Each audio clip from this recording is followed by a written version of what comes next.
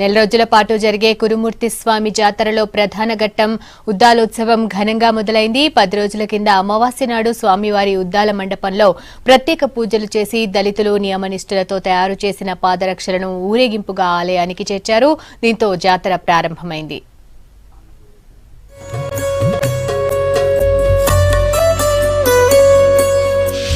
మహబూబ్ నగర్ జిల్లా చిన్న చింతకుంట మండలం తిమ్మాపూర్లో కొలువైన కురుమూర్తి స్వామి జాతరలో కీలకమైన ఉద్దాల తయారీకి సంబంధించి ఒక కథ ప్రచారంలో ఉంది.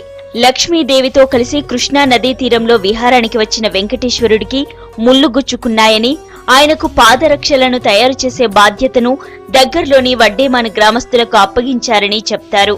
నదీ తీరంలోని ఇసుకలో స్వామివారి పాదముద్రల ఆధారంగా ఉద్దాలాలను తయారు చేశారన్న ప్రచారం ఉంది.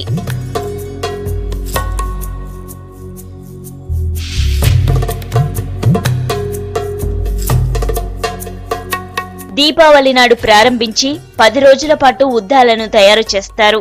వీటిని తయారు చేసేవారు 10 రోజుల పాటు ఉపవాస దీక్షలో ఉంటారు.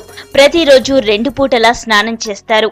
పవిత్రంగా తయారు చేసిన పాదరక్షలను పాలమర్రి నుంచి తెచ్చిన చాటలో ఉంచి ఊరేగింపుగా ఆలయానికి తీసుకెళ్తారు.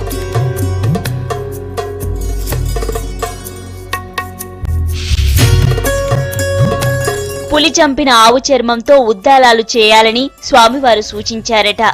అప్పటి నుంచి ఆవు చర్మంతోనే పాదరక్షలు తయారు చేస్తున్నారు.